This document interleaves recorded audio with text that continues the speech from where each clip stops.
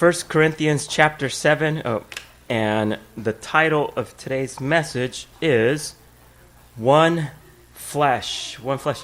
Got my cool little glasses this morning. What do you guys think about that, huh? So fancy? Actually, it's the kids. I found them in the children's ministry.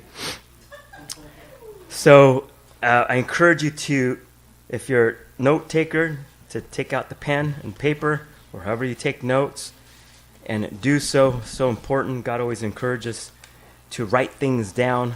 But again, this is 1 Corinthians chapter 7, verses 1 through 9. And, you know, Paul, he's going to be addressing a very sensitive subject, but a very important one that extremely critical to society, to the functionality of a society, to be prosperous. Much of our problems today in society stem from the lack of strong homes, and primarily, specifically, when I'm talking about homes, I'm talking about strong marriages. When marriages fail, it has an adverse effect on not just the immediate family, whether it's just husband and wife or along with children, but it affects a society big time. If you look at a lot of the things that we're dealing with within our society, it stems from, obviously, lack of morality, but also, too, the lack of morality and the lifestyles that come along with it come from the lack of strong relationships within marriages. A lot of the issues that we have in regards to even some of the most recent ones that have come to light, such as pedophilia, relationships outside of marriage, which is adultery, and just sexual acts that are lewd, that are on minors, that are unwanted sexual acts, and so on and so forth, can be stemmed to the lack of self-control, and also traced to the lack of strong examples of what real relationships should look like, primarily at the home. Interesting enough, a lot of society and the world's problems, as far as when you're talking about those types of sins, come from men. The vast majority. The vast majority of the world's problems, as far as, illicit sex and things of that nature, sex trafficking, pedophilia, adultery, the list goes on, is primarily from men. Men are the ones who commit these acts. I include myself in that bunch. As you all well know, part of my testimony is that I was one who was unfaithful to my wife and committed adultery. But by the grace of God, I was forgiven by my wife, and also, obviously, by my God, for His blood was shed on the cross of Calvary and covered those sins, past, present, and future sins. But nonetheless, I was one of those men who participated and was part of the problem. And I'm giving this background because, these things are going on now, and yet it was the same thing that Paul was dealing with in the church of Corinth, okay, back when he wrote this letter. And it was at a level that was in your face. The sexual immorality was in your face, much like it is today. Once upon a time, you had to go look to get in trouble. You had to work hard at it. Now, we carry it with us in our hands. It's called the cell phones. You're a click away from getting into deep, deep problems. As a matter of fact, it's now so prevalent as far as sexual immorality and the disregard for marriage itself that they even have websites where they celebrate infidelity. And for a small fee, you could actually have affairs and pay to have affairs, which is an oxymoron. If you want to have affairs, don't be married, right? And yet Paul will cover this as well. But when you look at these verses, this, I hope and pray, will be an exhortment and encouragement to those that are married, those that are planning or thinking that they're being called into marriage, and I emphasize called, okay? Called into marriage. The world just jumps into marriage. Christians shouldn't jump into marriage. Christians should be called into marriage and know that's a calling. Or those that perhaps have been through marriage and now are divorced or find themselves never have been married or never want to get married, and that's fine as well, and can extrapolate some principles from what Paul exhorts the church in Corinth. He switches gears because we find that this is a specific question that they asked Paul. What that question is in regards to marriage, we don't know. We don't have the benefit of the letter. But he gets very specific with the church in Corinth. And I emphasize that because I don't want, when we read epistles, when we read the scriptures, there's practical applications regarding certain verses and certain teachings, but some are very specific to very specific people, such as in the Old Testament. A lot of the promises are to the Jews, but yet the principles, the precepts can be applied to us as believers. Same thing goes here in this section, in these verses regarding what was going on. It was specifically going on in the church of Corinth. And the background of that is, again, a metropolis area with a lot of different ethnic groups and different types of mindsets and a lot of idolatry. We know it's a very promiscuous city, and it was sexual morality was promoted, and it was very public. And so, if you had to visualize it, it was probably literally you could go outside, after church and go walk down the street and see public demonstrations of sex going on, and it was no big deal. So this was what they were dealing with and the temptations that they had to fight each and every day. Yet, we fight temptations each and every day. So Paul gets into it, and he starts off in verse 1 by saying, "Now concerning the things about which you wrote," so there we have it, right? This was the Corinth church writing to Paul, and he's getting ready to address and answer their concerns. He says, "It is good for a man not to touch a woman." And then he elaborates a little bit more on that. "But because of immoralities, let each man have his own wife, and let each woman have her own husband." And so Paul says, hey, you know what? He's basically saying and he gets a little bit more into his opinion regarding marriage. But he's saying if you can avoid it, that's the best thing to do. You shouldn't be touching a woman who is not your wife, especially in a manner that is in the context of marriage. I shared last week that, our minds, our emotions, they don't differentiate between married and not married when it comes to touching, when it comes to the whole flirtation and all those things. That once you get into relationship, the mind and the emotions, they jump into marriage mode. It's by design. And so that's why you're not supposed to awaken those emotions, those thoughts, those feelings before their time. Before their time. We're cautioned against it. Not that God doesn't desire us to experience them, but everything has its purpose, everything has its time, everything has its place. And if we're going to be self-disciplined, if we're going to be desirous of being orderly, like God is orderly, then these are the things that we have to submit and abide to.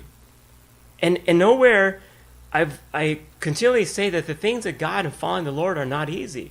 But the things that are worth having don't come easy. They come with work. They come with commitment. They come with dedication. They come with long-suffering. They come with sacrifice. They come with all those things. How many of you haven't heard stories, and there's even programs on televisions regarding individuals that suddenly come into a gang of money. It's called a lottery. They go from nothing to a whole bunch of a whole bunch of stuff, and then years later, not even years later, their lives are destroyed because they don't know how to handle it. They don't know what to do with it. They were ill prepared.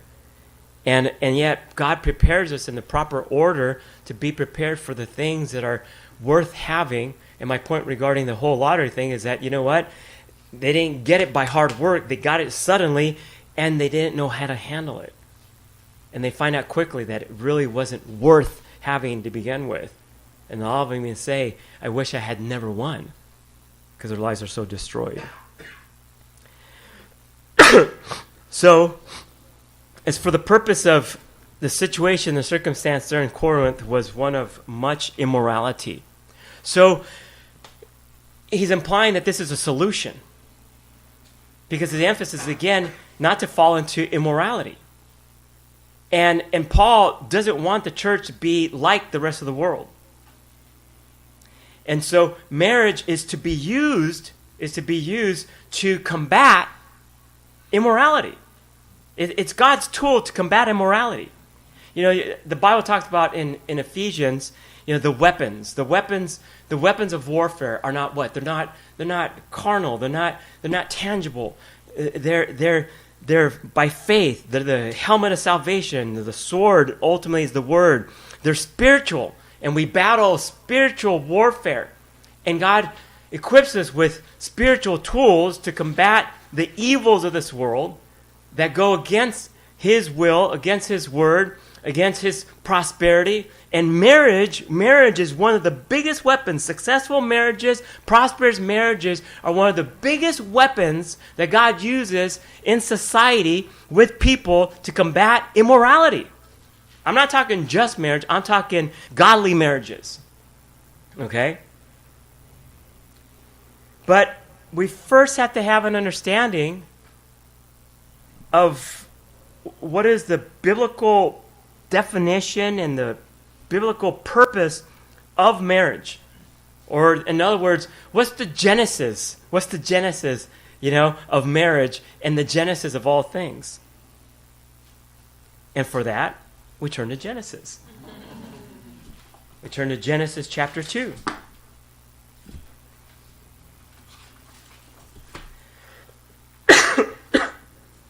All things are defined, and all things are for the purpose of edification that are written in the Word of God for God's people. And we find in Genesis chapter 2, y'all are familiar with the story, I hope. In the beginning, God, right? This is Genesis 1. He is the great I am. Always was, always is, and always shall be, the self-existing one. And you see in creation, He begins to create. And all things that God created, in the sixth day of creation, and the seventh day He rested. But in that sixth day creation, all things were good. All things were good. All things were good. All things He created were for a purpose. For a purpose. And within the kingdoms of those creations, the functionality of them still are and will always be. And when I'm talking about like the fish kingdom does what the fish kingdom does. The heavenly kingdoms does what the heavenly kingdoms does. The only thing out of whack is people. That's right. Okay? People.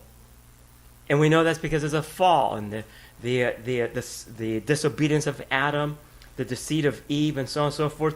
But when you get into the technicalities of marriage, and I need to preface it, you know what, I'm going to be mindful of time, and I don't want to rush through these teachings because, like I said, if I firmly believe that this is impactful in the whole society, I mean, this is a massive teaching, right? And I honestly, generally believe, according to the Scriptures, that as marriage goes, so goes a society, okay?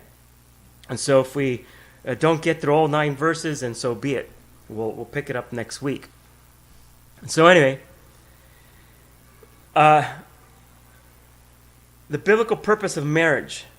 The definition. Most are under the belief that marriage is for the purpose of fulfilling emotional needs. And most base their marriages, whether it's selecting the mate or whatever the case may be, base that decision on the emotions. It's like if you ask a young couple, why do you want to get married? And they generally respond what? Because we're so what? We're in love. We're in love. And that's emotional. Not that love is emotional, but the rationale. Because we know that true love, agape love, is sacrificial. And when you first come and you meet your mate, and you see someone that's generally from outward appearance, and then you begin to talk to them, and look, I don't care how long you court for, you're generally going to be on your best behavior. Generally. And as time goes on, and then eventually comes the time that you get married, you start doing the checklist. And most, like I said, especially because most get married at a younger age, they do the emotional checklist. Good looking, oh, so handsome, so beautiful, And oh, they make me laugh. Emotional. Oh, they're there when I need, shoulder to cry on. That's emotional, And again, check, all these emotional things. They're like, oh yeah, they're my soulmate. Emotional, And then boom, they get married, and then a month. Yeah. Or whatever the case may be, all of a sudden, emotions start to die off because reality starts setting in. That two complete strangers are coming into a house under one roof to try and make things work with different desires and different visions and so on and so forth, and to try to mesh it together. And then all of a sudden, the emotional part of it doesn't come into play as much anymore. As a matter of fact, the emotional part becomes part of the weapons that you use against each other. It's like, why do you talk to me like that? Why are you so emotional? You used to listen to me all the time, Well, I don't have time for that anymore. I never realized how needy you are, Well, I never noticed how insensitive you are. It's like, and so all of a sudden the realities of marriage start to set in. But when you look at it from the biblical perspective, from what the Bible teaches, we see here in Genesis chapter 2 and verse 17 or in verse 18, this is after the Lord created and so on and so forth. Again, purpose. The sun has a purpose. The moon has a purpose. The seas have a purpose. They have their definition of their specific purpose of what they were designed to do by God in His creation. And then you get to verse 18, and it says, Then the Lord God said, It is not good for the man to be alone. Okay? And what's he do next? I'll make him a helper suitable for him. Now if you just read that, you go, oh, Eve. That's the solution. Well, that's funny. Because verse 19 says, And out of the ground the Lord formed every beast. So he starts with animals first. Because by this point, the Lord had already given the task to Adam to be the caretaker of what God planted, because God's the sower. Sowed seed, produced fruit. You take care of it. You now have what's called responsibility. Responsibility is called work. You have to work. You have to work, man. Things don't come for free. Things don't come just, for nothing. You have to work. But it's interesting that in his observation, God's observation, the Lord's observation, in Adam's aloneness, he provides beast. So it almost implies that, what? If you're feeling alone and you think your solution is marriage, why don't you pick up a pet first? Start there. Start there first. Dog, a cat, bird, a turtle, I don't know. And so it's the beast first. And then he gets to name them. And if you don't believe me, it's right here. Okay? Some of you are going like, Pastor's lost his mind. It's right here. I'm just reading what it says.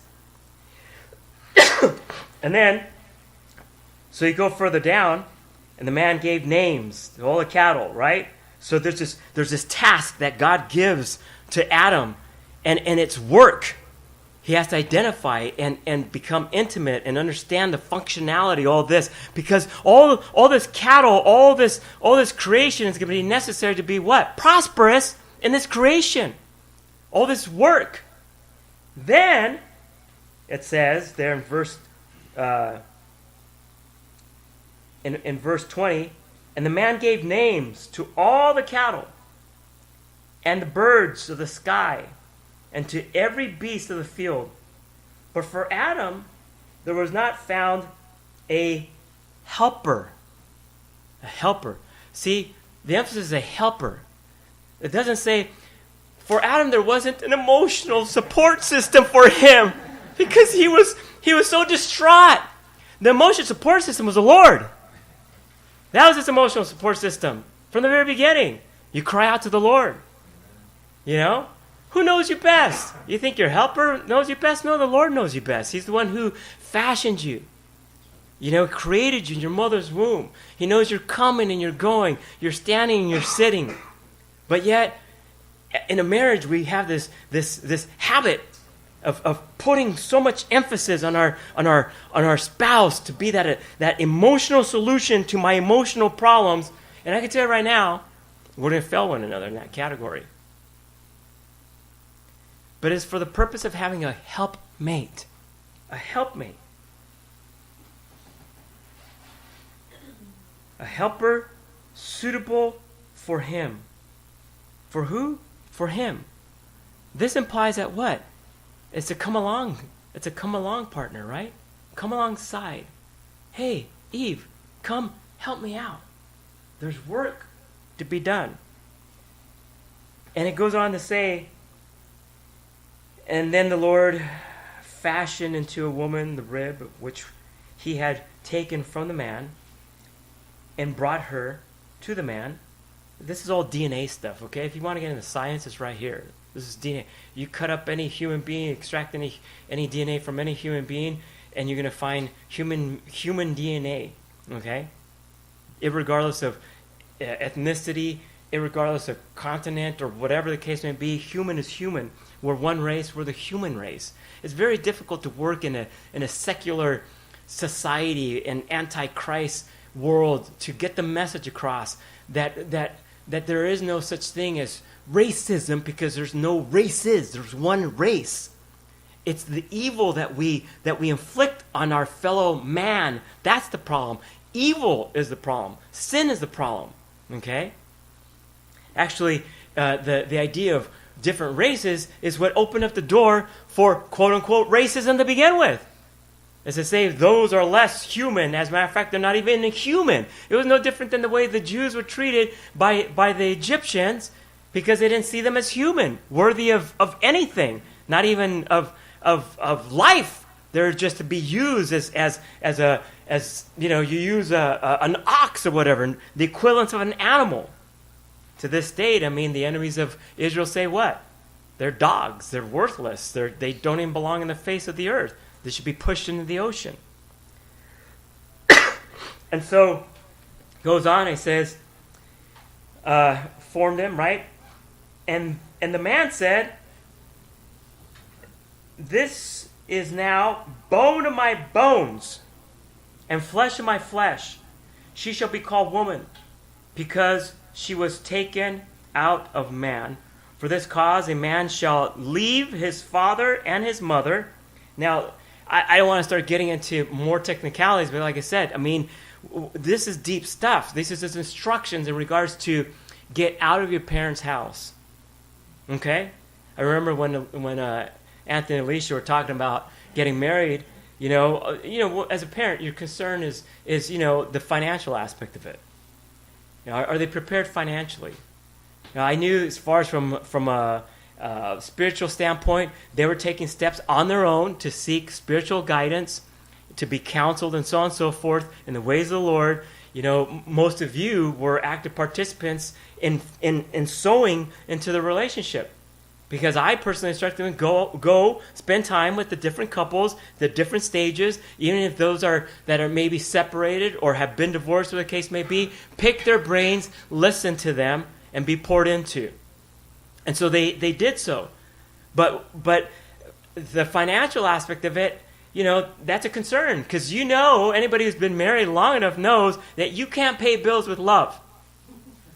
When the landlord comes around and say the rent is due, you can't say, I love you. You know, let's just pay with love. It doesn't work that way. And so you have that financial concern, and it's a righteous concern. The point is, eventually one day, Gabby told me, he's like, hey, it's like, what would you do if, and I was like, because we're talking about the subject and getting married and where they're going to live and so on and so forth. What would you do if? And I was like, no. I said, I'm not bringing in a married couple, okay? Not newlyweds, right? Different story if halfway down the road or something, in the life changes, something dramatic that I would be open to helping out. And I would be, man, at that point, you would need to be very specific. You're coming in for this purpose, and here are the dates. Get your act together. And then that date comes, get out. Why? Because it's biblical. That's why. And we do more damage than good when we hang on to our kids. And we believe that, oh, they're still kids. They're adults. They need to act and behave as adults and do as adults do. And learn to trust the Lord themselves. Obey the Lord themselves. Do as they're called to do. If they're Christians, if they're not, it's really going to be messed up for them. Then, even more so, I'd get them out even faster, But clearly, leave and cleave. And then it goes on to say, and the man and his wife were both naked and were not ashamed. So marriage was not primarily established to be emotionally based. Because I don't see anything about emotions here. Unless I missed it. If I missed it, point it out to me, But clearly, along with the helpmate and along with the task, along with the work, there's going to be emotions involved. And that's where the support comes in for one another. That's secondary. I'm not by any stretch of the imagination implying or instructing or saying that the Bible says we shouldn't be emotional. Clearly, we're emotional beings. God is emotional. Jesus wept, the Bible says. He wept twice when he was at the tomb of Lazarus, and also too when he was overseeing Jerusalem, about to go in. He wept for Jerusalem because they missed the point that the appointed time, right, for Messiah, they missed it. He wept for them. And we know that through Scripture and Old Testament and Psalms, there's emotional aspects about God's response to the psalmist and so on and so forth. So we have the DNA of our God and its emotion. But I'm specifically stating as far as what the purpose of marriage, the primary purpose. Now, before I go further on, we first have to understand God's order in regards to position, not just in marriage, but the whole kit and caboodle in regards to what is God's order as far as our responsibilities. What is the order of order, so to speak? Well, first and foremost, God. God's number one in all things. The Lord God, you shall have no gods before me, right? And God is first and foremost. He should be on the throne of our hearts. He should have preeminent position. Jesus said that, if you love mother and father more than you love me, you ain't worthy. I came to bring a sword to divide, to make a clear delineation of who's for me and who's against me. And if you're not for me, by default, you're against me. And you're working against me. So Jesus is number one. Okay? Secondly, now here's where some people say, if I were to tell you what's number two, most of you would say, well, family, marriage is second. No, it's not. See, that's where we put too much emphasis, so to speak, on marriage. Again, this is just the story of the establishment of the covenant of marriage, right here recorded.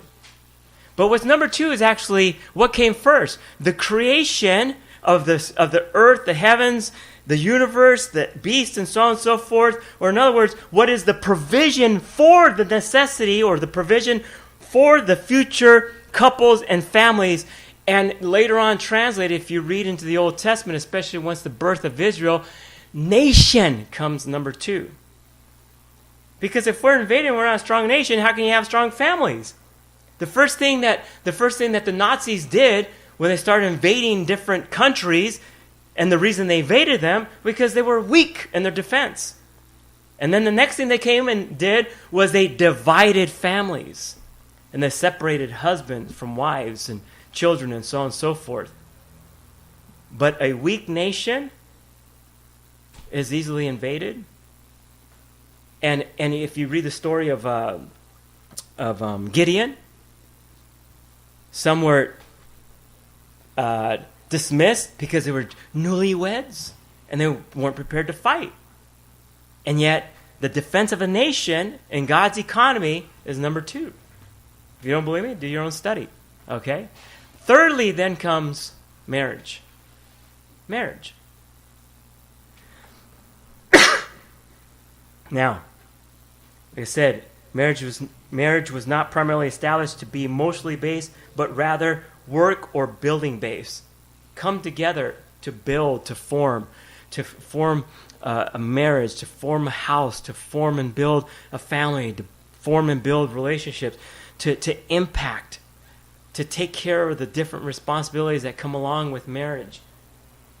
You know, basically Adam and Eve, they're the first farmers. They're in the agriculture. They had different beasts that they were taking care of.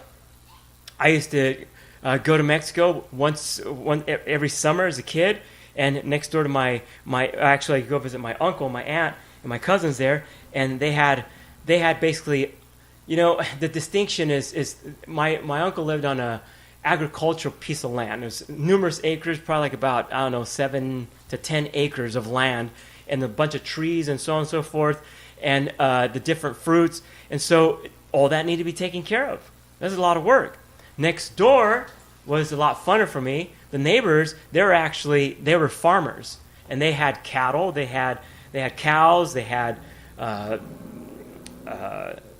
chickens and so on and so forth. It was a functioning farm.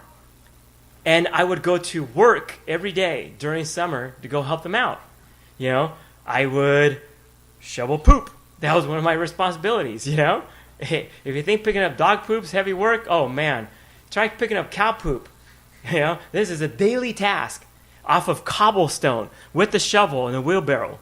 And you'd go and you shovel it up and then take it and you'd dump it in a specific spot, and then they would eventually use that for crops and sell it as fertilizer. But point is that it was work, daily work. And this ain't clock in work, clock out work. This is 24/7, 7 days a week, 365 work, exhausting work. And yet, in marriage, isn't it like that? I mean, it's work. You know, when you go to bed with your spouse at the end of the night, and you go in for that final kiss, good night, I love you. Do you then say, okay, let's clock out? Let's clock out of marriage, you know? Our troubles cease to exist. And no, you're just resting. That's all you're doing. The troubles keep going. You're going to wake up tomorrow and just basically pick up where you left off. Or in some cases, sadly, depending on your household situation, you wake up to more trouble, you know? But it's primarily to come together in the work, in the building. The emotional aspect of it is secondary. Now, some of you might be disappointed in this, but the Bible clearly teaches that once you're dead, you're released from that marriage. That's it. Jesus made it very clear. In heaven, there's no marrying. It's over. Because again, from a biblical standpoint, it has served its purpose. The purpose of marriage stops at death. I don't mean to burst bubbles, like I said. This idea, maybe some of you have, there's going to be this great reunion and you'll pick up where you left off. That's not biblical teaching. Actually, that's heresy. There are those that teach that. And you'll have little planets. And you'll continue having spirit babies. I'll tell you right now, I don't want spirit babies. I'm 52. I don't want a baby now of my own, okay? Much less eternally, okay? It's over. And you're not going to lament. You're not going to boo-hoo, oh, but Lord, please. No, because the Bible says also, too, there's no more crying. There's no more suffering. Those emotional things that we experience here on the fallen side of earth cease to exist. We're in all glory. We're in all glory. The last thing that you're going to be thinking about is, where's my spouse? You'll see them, and they'll be just a brother or a sister pounded here. Boom! We're in eternal glory. And there's going to be love between you, but it's going to be agape love. It's going to be agape love. Look, we're right now, technically, we're all married to family members, whether you like it or not. You're going, ooh! Well, if you believe the biblical account that we all came from Adam and Eve, the lineage never broke. Then it's come to a certain point, and then that group of people ceased to exist, and then all of a sudden, then evolution jumped in. No. We're all connected. Now, granted, we're distant, and so enough to where we don't have, alien-looking kids, because that's what happens when you get too close. That's why it's forbidden later on, because the genealogy and also too the DNAs and all that comes along with getting married to too close of family members, which messes things up. That's why even in breeding of animals, it has to be distant. Okay, that's the purpose of that. But in the beginning, when there's less disease and so on and so forth, it was permissible. But because of the increase of disease, you don't want that. And so the purpose. And you see, once you have that set in your mind, once you understand that, what? Hey, honey, there's a specific purpose. Then you find a greater unity. Then you're ready to work together. And when those obstacles come that have nothing to do with the purpose of the ministry, and I'm going to call it that because that's what exactly it is, marriage is ministry, then you have an easier time overcoming those and working your way through them, growing through them, but growing through them nonetheless, and overcoming them. And they don't bog you down as they once did. But when you get caught up, flipped around, and thinking that marriage is the main purpose is to be emotional comfort for one another, ministerially speaking, you're going to be bogged down and, quite frankly, useless for the use of the Lord, because emotions come and they go. 1 minute I'm happy, the next minute I'm not. 1 minute I'm feeling extremely loved by my spouse, the next second I'm not. And it ebbs and it flows, and so like I said, if you focus on that, you're not going to be useful for the Lord. If you turn around and say, hey, until we're emotionally stable as a couple, then we're going to be deep in the ministry, and only then and then only. That's not going to happen. You're never going to be used by the Lord. I'm just sharing with you. Purpose is work first. Emotion is the secondary benefit to work our ways. It really should look like this, is when one spouse is down, the other one is picking them up and pulling them along with them. At times you may have to carry them with you. I don't feel like doing this today. I'm just an emotional mess. Honey, cast your cares on the Lord. Right now, we're doing this because it's the righteous thing to do. Our emotions come and they go. And we're going to have to cast together, but we're doing this. In the times of crises, how's that pan out? How's that play out? I personally hear a couple going through just that, a crisis, watching their 21-year-old daughter die before their very eyes. And yet, the purpose of their marriage was to work through, to build together. And I know there's no doubt in my heart and in my mind that couple, being my parents, went through immense emotional crises. And had they focused on the emotional aspect of what they went through, the rest of the family would have suffered. The siblings, the business that they're still running, the household responsibilities that they're still going to be accountable for. All those things that still continue to go, because you know what? Life doesn't stop for anyone. Life doesn't stop for anyone.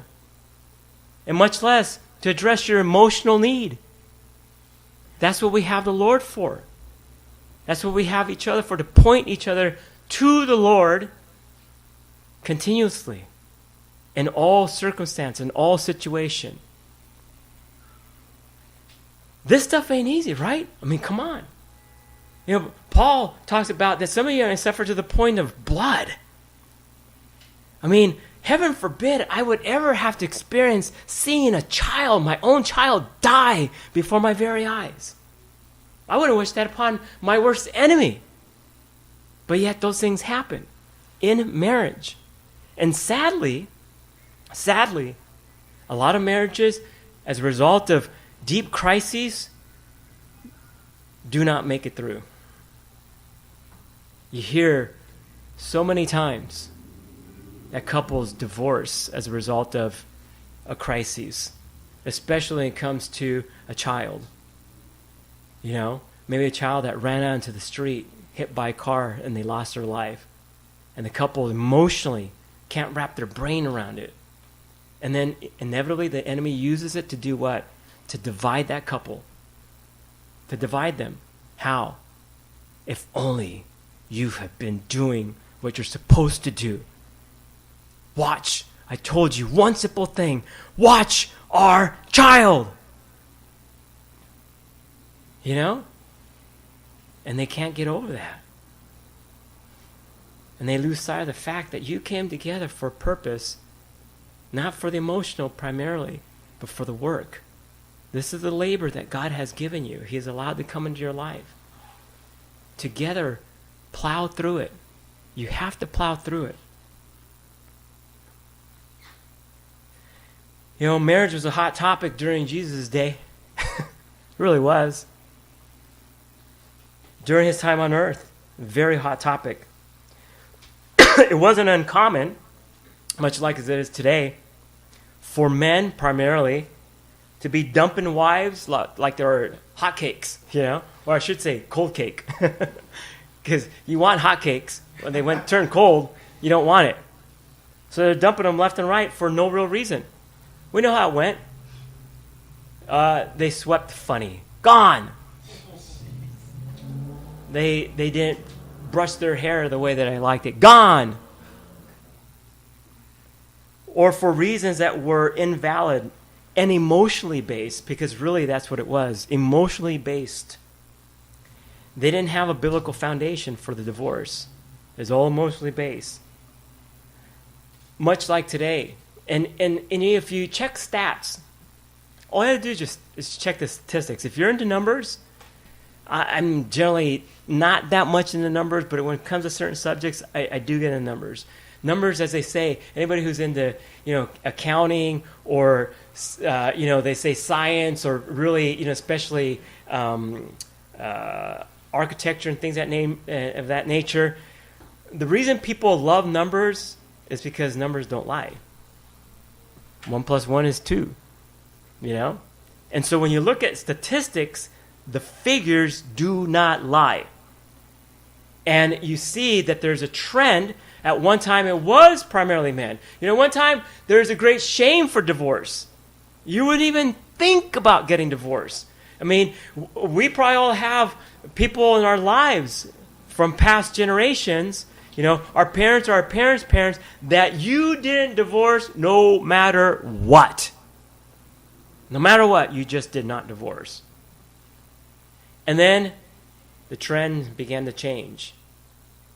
And then there's a boldness about it. And then primarily men would bounce. The men would be the first ones to disappear. As a matter of fact, when you're talking about identifying your Judaism, your Jewishness, biblically speaking, it's from your father.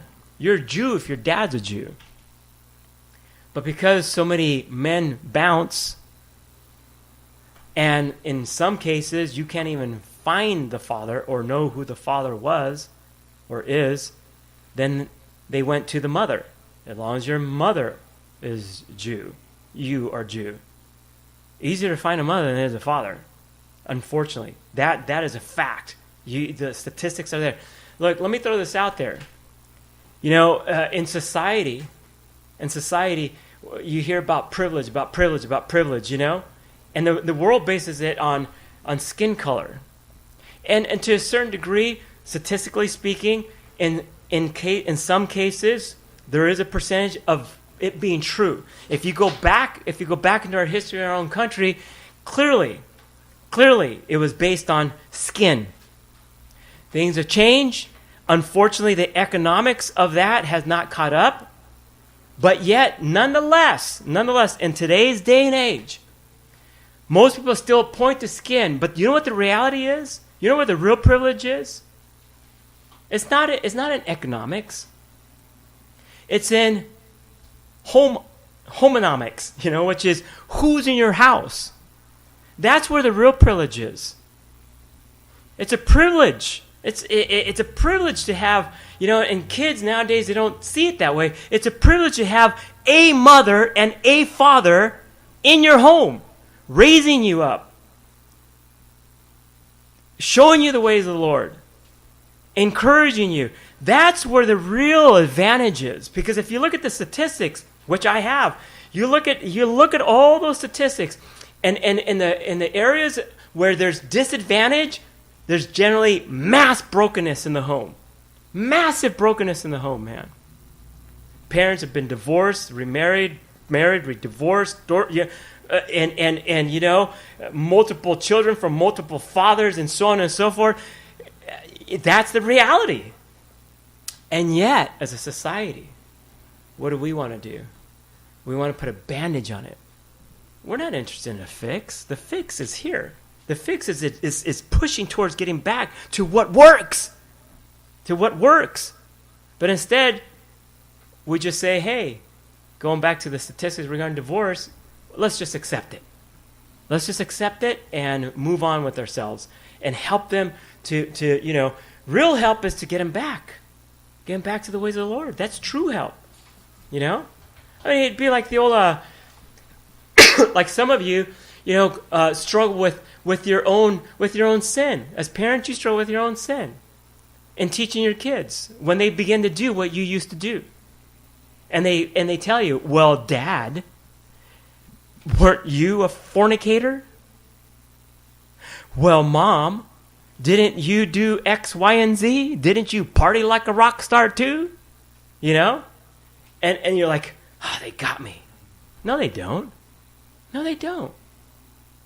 The simple reality is that is true.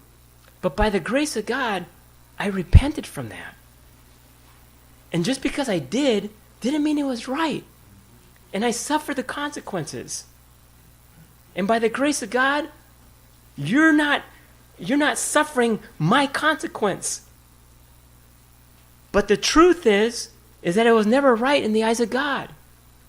And the truth is, now I can share and teach from my mistakes so they don't become your mistakes.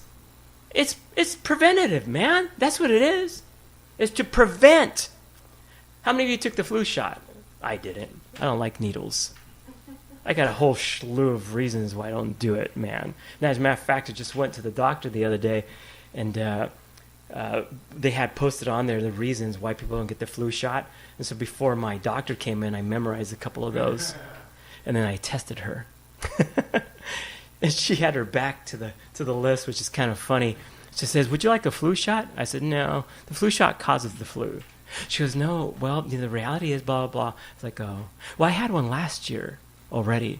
And then, "No, well, you need it." And then by the third one, I was like, I said, "Doctor, I'm sorry, I can't do this to you." I said, "I memorized that list back there." She goes, "Oh my gosh." She started laughing. But, why'd you take the flu shot? To prevent. Well, haven't others had the flu? Well, yeah. Don't you want the flu then? Of course not. Of course you don't want the flu. You don't want to be sickly. You don't want to risk, especially if you're older or real young, death unnecessarily. So you take the flu shot. Well, the Word of God is the same, man. It's loaded with people who messed up. And this is preventative medicine for us, is to learn from them.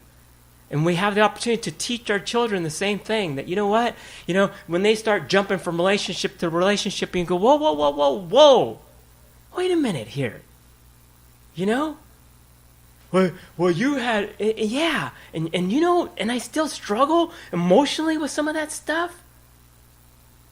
That, you know, you carry stuff of old experiences. Again, like I said, your mind and your spirit don't separate those things emotionally. The last thing your new wife wants is to be compared to some old girlfriend. Okay?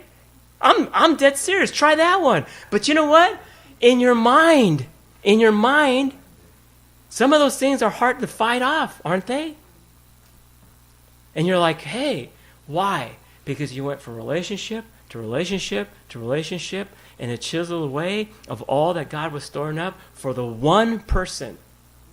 We talked about last week, Paul simply says, look, just because you can do it doesn't mean you should do it, because just because you can do it doesn't mean it's beneficial.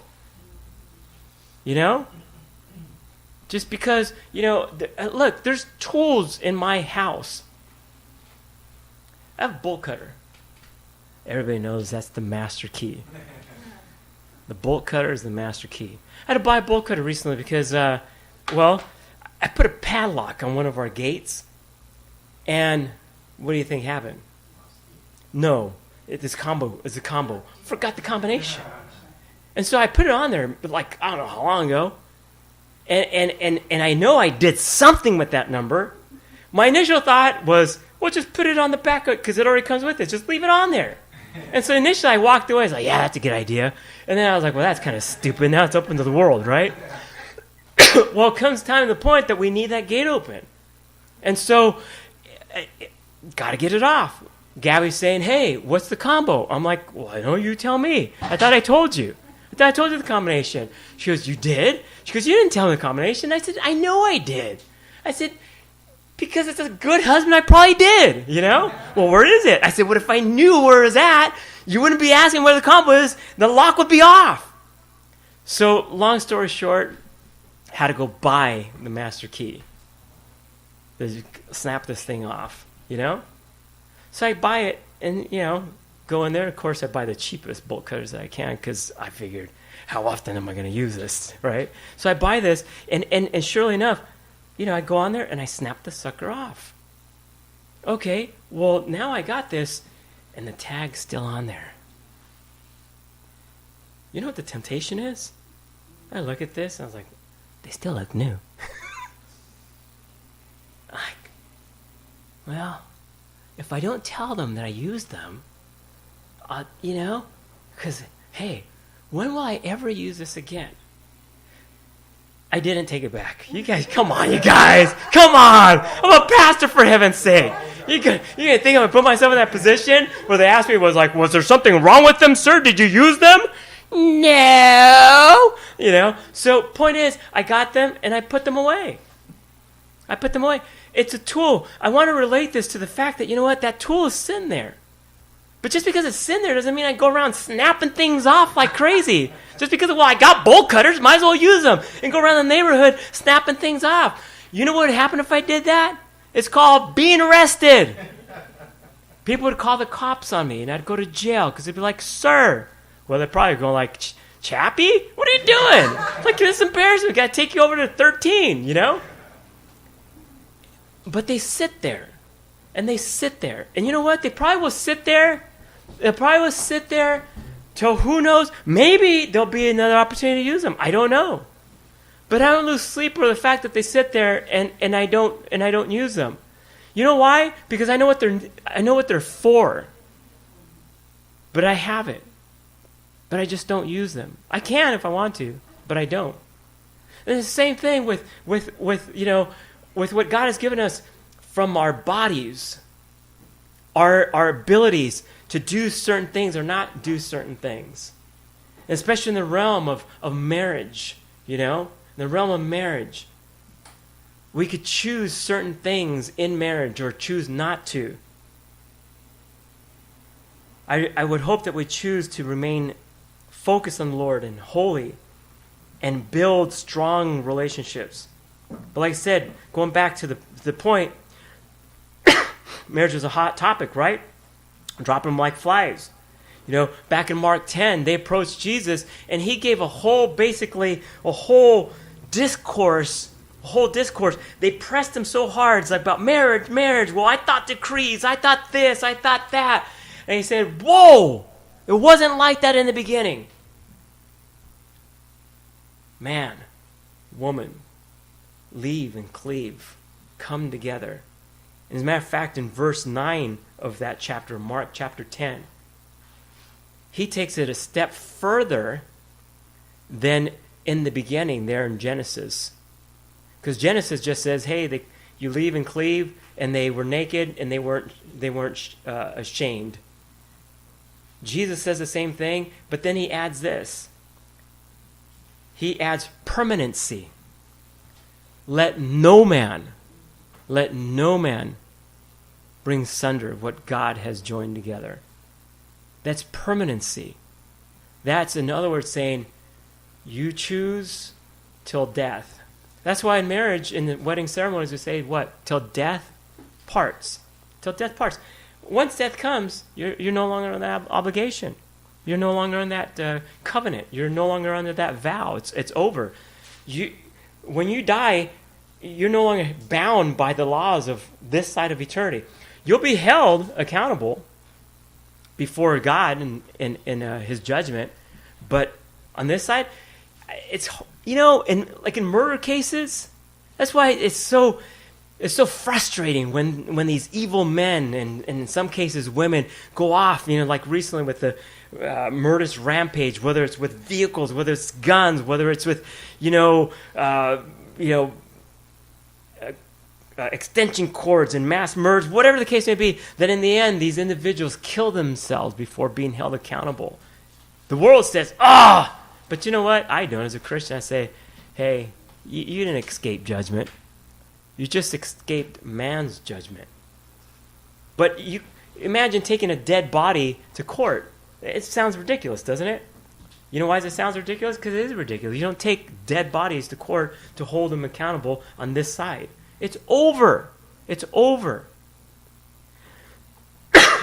But, like I said, Jesus takes it a step further. He adds permanency. Marriage is a God-intended safeguard, secondly. A God-intended safeguard against immorality. Against immorality. Because he says back in our text,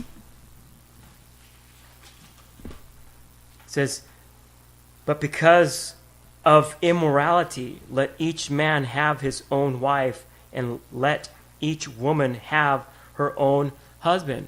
Again, when you look at it in the backdrop of what was going on in Corinth, all the sexual immorality, open sex in your face all the time, because there's two mindsets. There's Gnosticism, which is basically the body is evil and everything that it does is evil. So there's those actually, even like there is today, within some sects, within some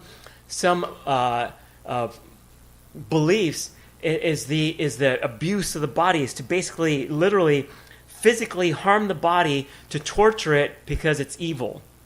There's those that still crawl on their knees for miles. In Italy, there's this place where you could go and you could actually crawl on your knees on cobblestone in penance and literally bring physical damage to your body. Because, this body of mine is so evil. And then there's the other side, where it's the complete opposite, where it's like, you know what? It's your body, do whatever you want. Because you can. And so Paul was saying, don't go that way to extreme. Don't go that way to extreme. Go God's way. When you go God's way, you can't go wrong. You can't go wrong.